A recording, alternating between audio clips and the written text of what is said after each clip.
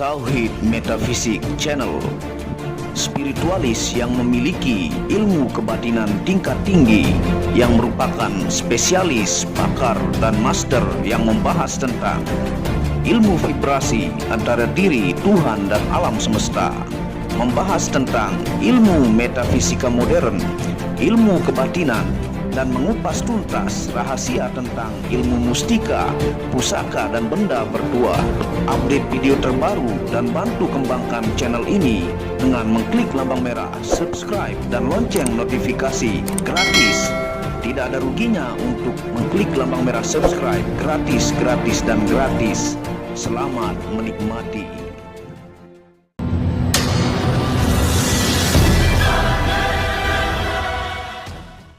Bismillahirrahmanirrahim. Assalamualaikum warahmatullahi wabarakatuh. Alhamdulillahirabbil alamin, wassalatu wassalamu ala asyrafil anbiya'i wal mursalin sayyidina Muhammadin wa ala alihi wa sahbihi ajma'in. Rabbi shrah li sadri wa yassir li amri wahlul 'uqdatam min lisani yafqahu qawli. Alhamdulillah, bersama saya lagi dengan Muhammad Hamdan Al-Ghazali dalam second channel Tauhid Metafisik. Pada kesempatan yang berbahagia ini kita akan membahas tentang video 5 karomah ataukah kesaktian mandraguna milik Sunan Bonang yang jarang orang ketahui. Sunan Bonang dilahirkan pada tahun 1465 di Rembang dengan nama Raden Maulana Magdum Ibrahim. Dia adalah putra Sunan Ampel dan Nyai Ageng Manila. Dalam hal pendidikan, Sunan Bonang belajar pengetahuan dan ilmu agama dari ayahanda sendiri, yaitu Sunan Ampel. Ia belajar bersama santri-santri Sunan Ampel yang lain seperti Sunan Giri, Raden Patah, dan Raden Kusen. Selain dari Sunan Ampel, Sunan Bonang juga menuntut ilmu kepada Syekh Maulana Ishak, yaitu sewaktu bersama-sama Raden Paku Sunan Giri ke Malaka dalam perjalanan haji ke Tanah Suci.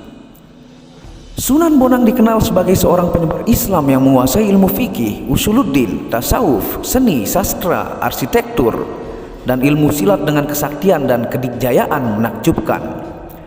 Bahkan masyarakat mengenal Sunan Bonang sebagai seseorang yang sangat pandai mencari sumber air di tempat-tempat yang sulit air. Banyak kisah mengenai karomah dan kesaktian mandraguna yang dimiliki oleh Sunan Bonang. Yang pertama, dapat merubah buah pohon aren menjadi emas saat sang Sunan bertemu dengan muridnya yaitu Raden Said, atau yang dikenal sebagai Brandal Lokajaya. Kelak Brandal Lokajaya dikenal sebagai Sunan Kalijaga. Karomah yang kedua adalah Sunan Bonang menaklukkan Kebondanu, seorang pemimpin perampok dan anak buahnya, hanya menggunakan tembang dan gending dharma dan mocopat. Suatu ketika Sunan Bonang sedang berjalan melintasi hutan. Dalam perjalanan itu tiba-tiba dicegat oleh sekawanan perampok pimpinan Kebondanu. Pada waktu dicegat oleh Kebondanu dan anak buahnya, Sunan Bonang hanya memperdengarkan tembang dharma ciptaannya. Seketika itu juga Kebondanu dan seluruh anak buahnya tidak dapat bergerak. Kaki dan tangan serta seluruh anggota badannya terasa kaku, tidak dapat berfungsi sebagaimana mestinya. Oleh karena itu para perampok tersebut tidak dapat berbuat lain kecuali berteriak minta ampun kepada Sunan Bonang. "Ampun, hentikan bunyi gamelan itu, kami tak kuat." Begitu konon kata Kebondanu. Setelah diminta bertobat, Kebondanu dan gerombolannya pun masuk Islam dan menjadi pengikut Sunan Bonang. Karomah Sunan Bonang ataukah kesaktian mandraguna yang ketiga adalah cerita lain mengisahkan seorang Brahmana bernama Sakya Kirti yang berlayar dari India ke Tuban. Tujuannya ingin mengadu kesaktian dengan Sunan Bonang. "Aku Brahmana Sakya Kirti. Aku menantang Sunan Bonang untuk berdebat dan adu kesaktian," sumpah Brahmana sembari berdiri di atas geladak di buritan kapal layar. "Jika dia kalah, maka akan aku tebas batang lehernya. Jika dia yang menang, akan aku bertekuk lutut untuk mencium telapak kakinya. Akan aku serahkan jiwa ragaku kepadanya," sumpah sang Brahmana. Namun ketika kapal yang ditumpanginya sampai di perairan Tuban, mendadak laut yang tadinya tenang tiba-tiba bergolak hebat. Angin dari segala penjuru seolah berkumpul menjadi satu menghantam air laut sehingga menimbulkan badai setinggi bukit. Dengan kesaktiannya, Brahmana Sakyakirti mencoba menggempur badai yang hendak menerjang kapal layarnya. 1 kali, 2 kali, hingga 4 kali Brahmana ini dapat menghalau terjangan badai. Namun kali yang kelima, dia sudah mulai kehabisan tenaga hingga membuat kapal layarnya langsung tenggelam ke dalam laut. Dengan susah payah dicabutnya beberapa batang balok kayu untuk menyelamatkan diri dan menolong beberapa orang muridnya agar jangan sampai tenggelam ke dasar samudra. Walaupun pada akhirnya dia dan para pengikutnya berhasil menyelamatkan diri, namun kitab-kitab referensi yang hendak dipergunakan untuk berdebat dengan Sunan Bonang telah ikut tenggelam ke dasar laut. Meski demikian, niatnya untuk mengadu ilmu dengan Sunan Bonang tak pernah surut. Dia dan murid-muridnya telah terdampar di tepi pantai yang tak pernah dikenalnya. Dia bingung harus kemana untuk mencari Sunan Bonang. Pada saat hampir dalam keputusasaan, tiba-tiba di kejauhan dia melihat seorang lelaki berjubah putih dengan berjalan sambil membawa tongkat. Dia dan murid-muridnya segera berlari menghampiri dan menghentikan langkah orang itu. Lelaki berjubah putih itu menghentikan langkahnya dan menancapkan tongkatnya ke pasir. "Kisanak, kami datang dari India, hendak mencari seorang bernama Sunan Bonang. Dapatkah Kisanak memberitahu di mana kami bisa bertemu dengannya?" tanya sang Brahmana. "Untuk apa Tuan mencari Sunan Bonang?" tanya lelaki itu. "Akan saya ajak berdebat tentang masalah keagamaan," jawab sang Brahmana. "Tapi sayang, kitab-kitab yang saya bawa telah tenggelam ke dasar laut. Meski demikian niat saya tak pernah padam. Masih ada beberapa hal yang dapat saya ingat sebagai bahan perdebatan," kata sang Brahmana. Tanpa banyak bicara, lelaki berjubah putih itu mencabut tongkatnya. Mendadak saja tersembur air dari bekas tongkat tersebut, dan air itu membawa keluar semua kitab yang dibawa sang Brahmana. "Itukah kitab-kitab Tuan yang tenggelam ke dasar laut?" tanya lelaki itu. Sang Brahmana dan pengikutnya kemudian memeriksa kitab-kitab itu dan ternyata benar milik sang Brahmana. Berdebarlah hati sang Brahmana sembari menduga-duga siapakah sebenarnya lelaki berjubah putih itu. Sementara itu para murid sang Brahmana yang kehausan sejak tadi segera saja meminum air jernih yang memancar itu. Brahmana Sakyakirti memandangnya dengan rasa khawatir. Jangan-jangan murid-muridnya itu akan segera mabuk karena meminum air di tepi laut yang pastilah banyak mengandung garam. "Segar, aduh segarnya," seru murid-murid sang Brahmana. Brahmana Sakyakirti termenung. Bagaimana mungkin air di tepi pantai terasa segar? Dia mencicipinya sedikit dan ternyata memang segar rasanya. Rasa herannya menjadi-jadi terlebih jika berpikir tentang kemampuan lelaki berjubah putih itu yang mampu menciptakan lubang air yang memancar dan mampu menghisap kitab-kitab yang tenggelam ke dasar laut. Sang Brahmana berpikir bahwa lelaki berjubah putih itu bukanlah lelaki sembarangan. Dia mengira bahwa lelaki itu telah mengeluarkan ilmu sihir. Akhirnya dia mengerahkan ilmunya untuk mendeteksi apakah semua itu benar hanya sihir. Namun setelah dikerahkan segala kemampuannya, ternyata bukan ilmu sihir, tapi kenyataan.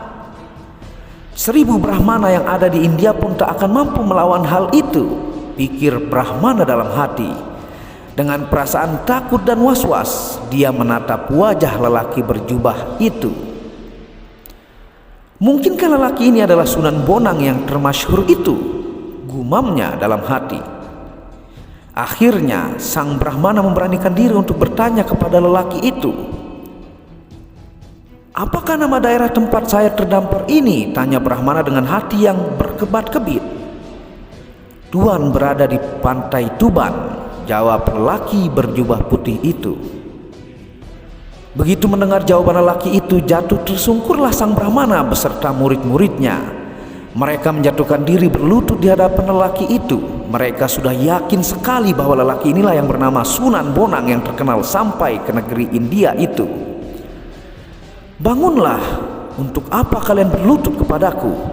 Bukankah sudah kalian ketahui dari kitab-kitab yang kalian pelajari bahwa sangat terlarang bersujud kepada sesama makhluk? Sujud hanya pantas dipersembahkan kepada Allah yang Maha Agung. Kata lelaki berjubah putih itu yang tak lain memang benar adalah Sunan Bonang. Ampunilah saya yang buta ini, tak melihat tingginya gunung di depan mata. Ampunkan saya, ujar sang Brahmana meminta dikasihani. Bukankah Tuhan ingin berdebat denganku dan mengadu kesaktian? Lugas Sunan Bonang. Mana saya berani melawan Paduka? Tentulah ombak dan badai yang menyerang kapal kami juga ciptaan Paduka. Kesaktian Paduka tak terukur tingginya, ilmu Paduka tak terukur dalamnya, kata Brahmana Sakyakirti. Engkau salah, aku tidak mampu menciptakan ombak dan badai. Hanya Allah Subhanahu wa ta'ala saja yang mampu menciptakan dan menggerakkan seluruh makhluk. Allah melindungi orang yang percaya dan mendekat kepadanya dari segala macam bahaya dan niat jahat seseorang, ujar Sunan Bonang. Memang kedatangannya bermaksud jahat, ingin membunuh Sunan Bonang melalui adu kepandaian dan kesaktian. Ternyata niatnya tak kesampaian. Apa yang telah dibacanya dalam kitab-kitab yang telah dipelajari telah terbukti. Setelah kejadian tersebut, akhirnya sang Brahmana dan murid-muridnya rela memeluk agama Islam atas kemauan sendiri tanpa paksaan. Lalu sang Brahmana dan pengikutnya menjadi murid dari Sunan Bonang. Dan kisah kesaktian mandraguna milik Sunan Bonang yang keempat adalah berikut kisah yang diangkat dalam salah satu versi yang berkembang di masyarakat Rembang. Dahulu kala ada seorang saudagar kaya yang bernama Dampu Awang yang berasal dari Cina. Dia ingin pergi ke tanah Jawa untuk mengajarkan ajaran Konghucu bersama para pengawal setianya. Suatu hari dia sampai di tanah Jawa bagian timur. Dampu Awang sangat senang akan daerah itu sehingga bermaksud untuk berlabuh di sana dan menetap sambil mengembangkan ajaran yang dibawanya. Kemudian Dampu Awang bertemu dengan Sunan Bonang. Pada saat pertemuan pertama kali itu, Dampu Awang sudah memperlihatkan sikap kurang baik pada Sunan Bonang. Dampu Awang takut jika ajaran yang selama ini diajarkan akan hilang dan digantikan dengan ajaran agama Islam. Kemudian Dampu Awang mengirim pengawalnya untuk menyerang Sunan Bonang, tetapi dengan mudah Sunan Bonang dapat mengalahkan pengawal-pengawal termasuk Dampu Awang. Lalu Dampu Awang pulang ke negeri Cina untuk menyusun strategi dan kekuatan baru. Setelah beberapa tahun, Dampu Awang kembali lagi ke tanah Jawa sambil membawa pasukan yang lebih banyak dari sebelumnya. Pada saat sampai di tanah Jawa, dia sangat kaget sekali karena semua penduduk di daerah itu sudah menganut agama Islam. Dampu Awang marah lalu mencari Sunan Bonang. Dampu Awang tidak bisa menahan amarahnya ketika bertemu dengan Sunan Bonang sehingga dia langsung menyerangnya lebih dahulu. Tetapi Sunan Bonang tetap bisa mengalahkan Dampu Awang dan pengawalnya. Kemudian Dampu Awang diikat di dalam kapalnya, lalu Sunan Bonang menendang kapalnya sehingga seluruh bagian kapal tersebar kemana-mana. Setelah itu sebagian kapal terapung di laut. Dampu Awang menyebutnya krem atau tenggelam, sedangkan Sunan Bonang menyebutnya kemambang atau terapung.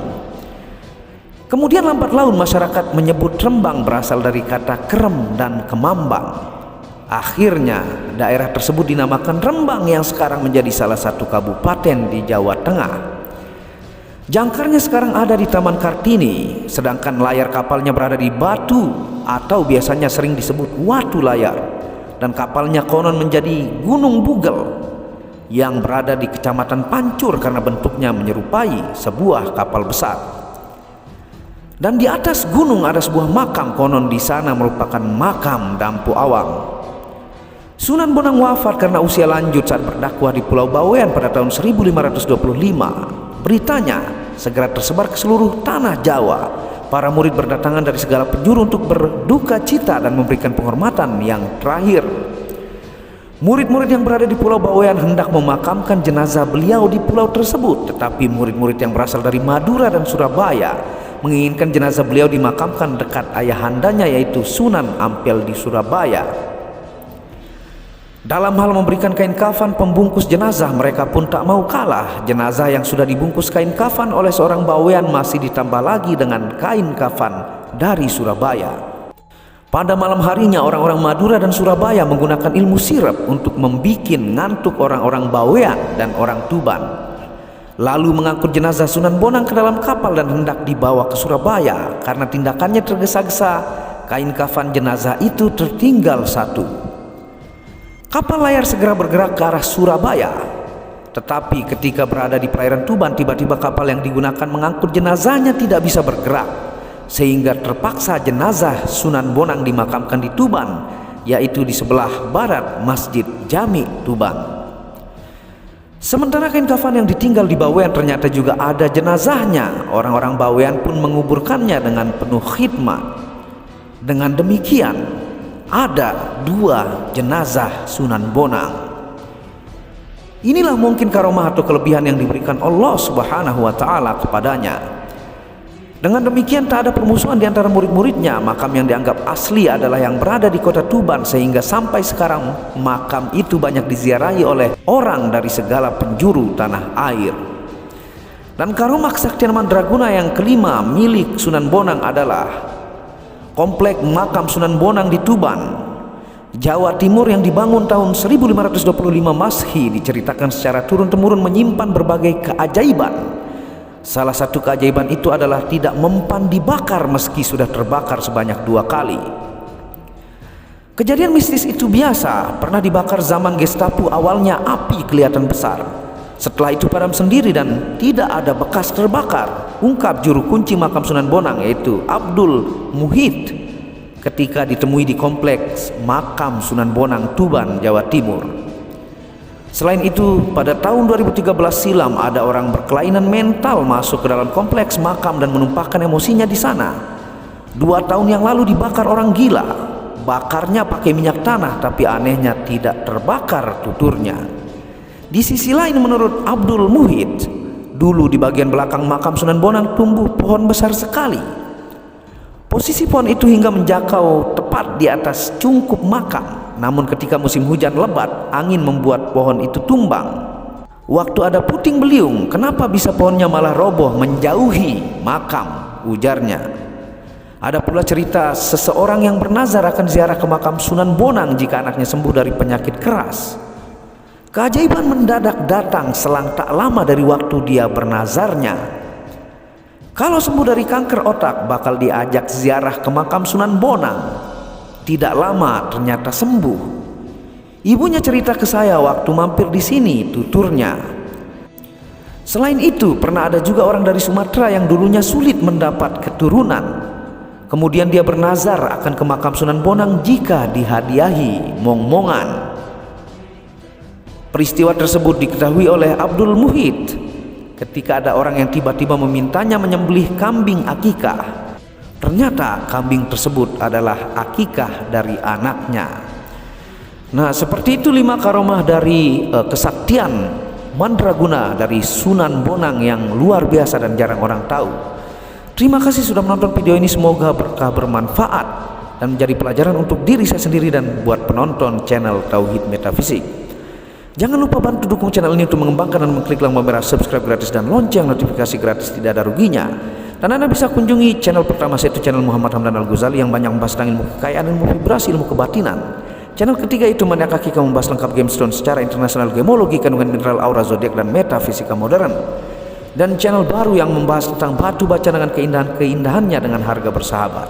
Wabillahi taufiq wal hidayah. Assalamualaikum warahmatullahi wabarakatuh.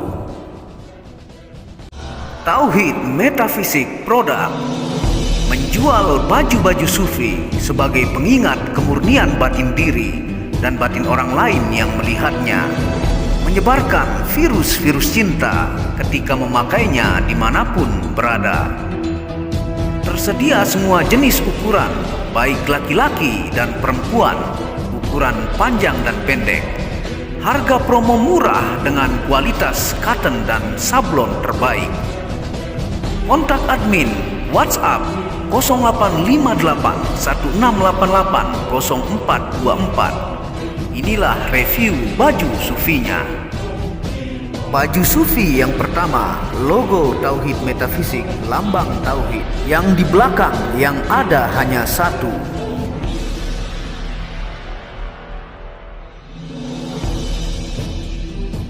Baju sufi yang kedua, aku lebih memilih menjadi orang murni. Logo di belakang baju adalah tauhid metafisik.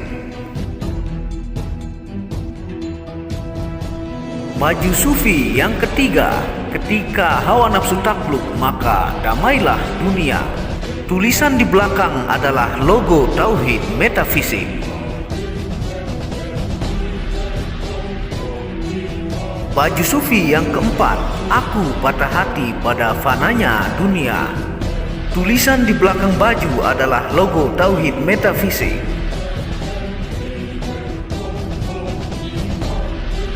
Baju sufi yang kelima, suara nuranimu bersih dan murni. Tulisan di belakang baju adalah logo tauhid metafisik. Baju sufi yang keenam, ego diri adalah dinding pembatas antara diri dengan Tuhan. Tulisan di belakang baju adalah logo tauhid metafisik. Segera pesan baju-baju sufi, stok terbatas. Terima kasih.